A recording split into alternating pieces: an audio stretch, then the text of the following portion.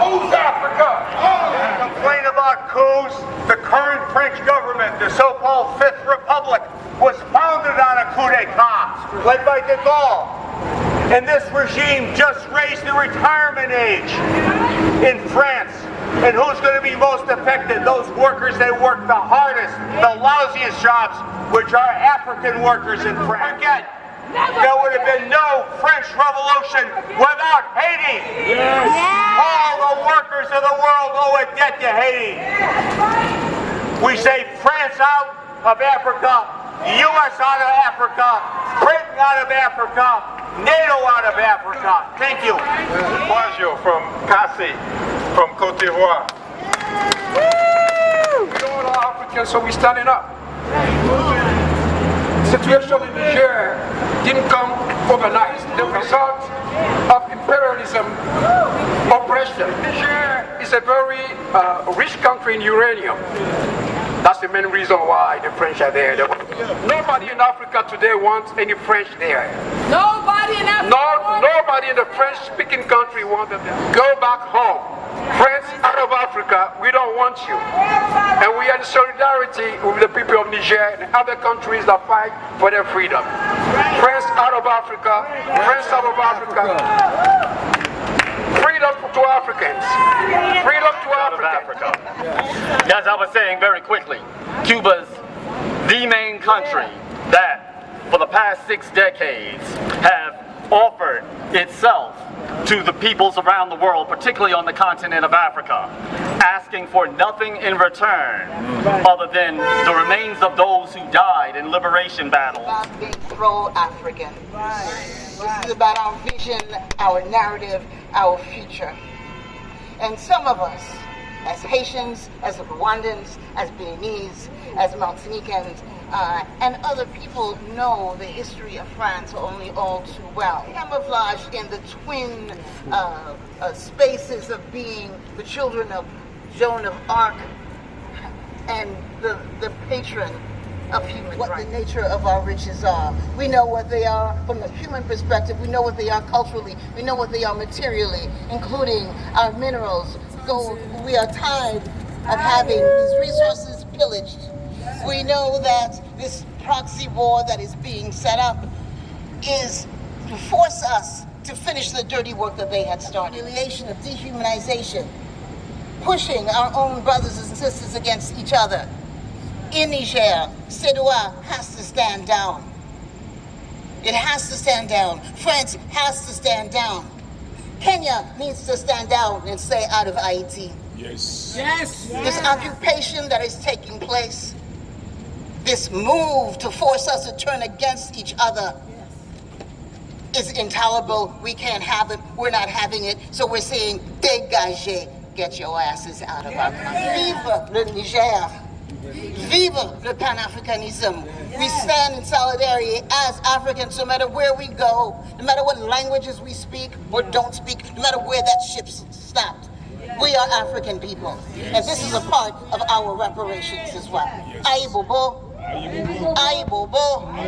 Oh, shit. France out of Africa now! France out of Africa now! France out of Haiti! France out of Haiti! Now! Now! Imperialists must stop now! Imperialism must stop now! France out of Haiti now! France out of Haiti now! Out of Haiti now! Dégagez! Dégagez! Coupez tête! Coupez tête! Coupez tête! I don't know how many people know this, but today, 22nd of August, 1791, was the night that our ancestors, they started burning the colony of Saint-Domingue, the French colony of Saint-Domingue. On the night of August 14th, our ancestors, they held this meeting at Wakaima.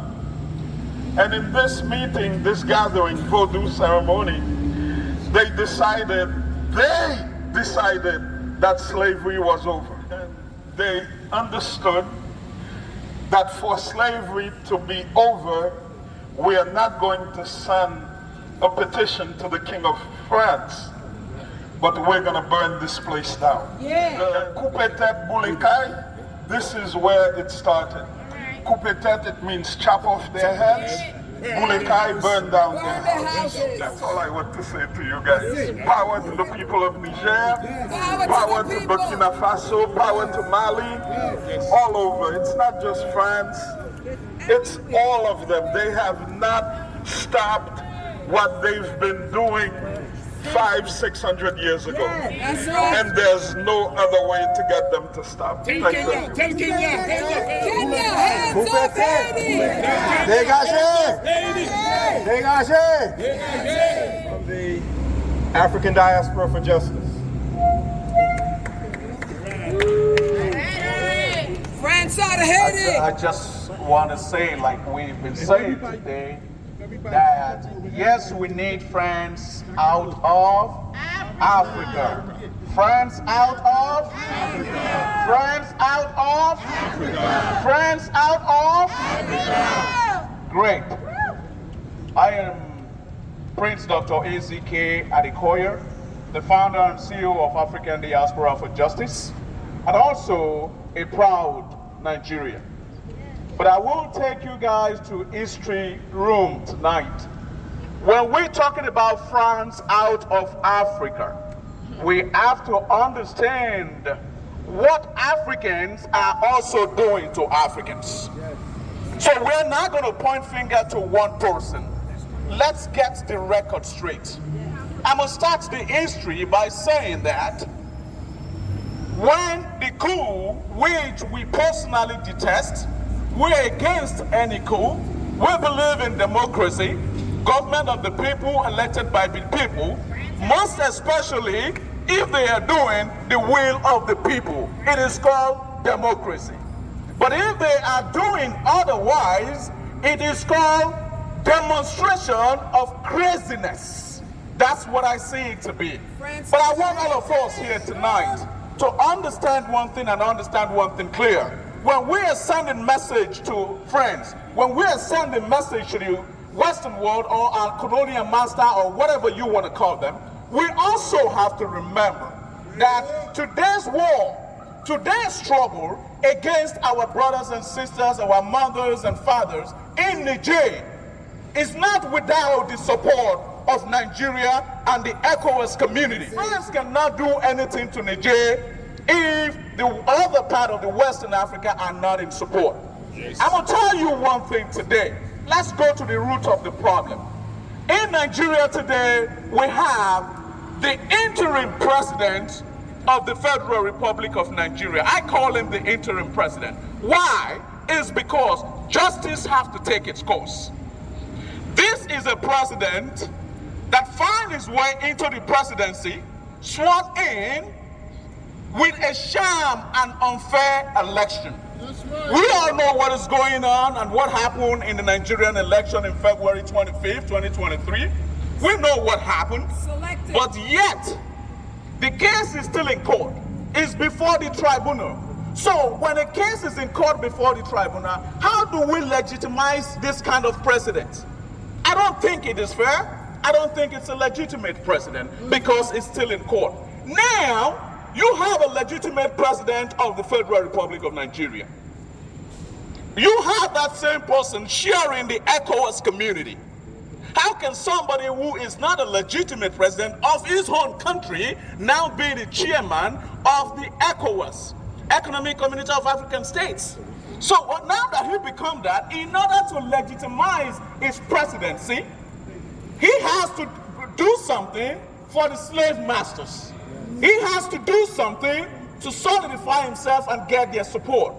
When he got into that presidency, the first place he visited was France. And now this same man is the one championing the war against his own brothers and sisters. Niger is an extension of Nigeria. The The two countries is interwoven. There's technically no border between Niger and Nigeria because you can just walk in and out. Most of them, people in Niger and Nigerians speak the same language. They are the northern part of Nigeria. There is really no border there. Now you want to champion a war to go there, but we all understand that a sitting president during the time of war cannot be touched. They cannot be removed according to the constitution of most countries. So he wants to be a wartime president in order to remain in power, whereas he is illegitimate. As we speak today, we are talking about there is what they call all eyes on the judiciary. All eyes are on the judiciary of Nigeria. For them to do the right thing and declare the right person the president of the Federal Republic of Nigeria, because the case is still in court. Justice needs to prevail. But for our chairman of the ECOWAS community to be the one fueling and hiding under every other West African country to lead the war against Niger is uncalled for. We don't need the war. And France needs to get out of Africa. The president of Nigeria is a stooge to France. And this war is a proxy war that we don't need. We don't need no death. We don't need no chaos.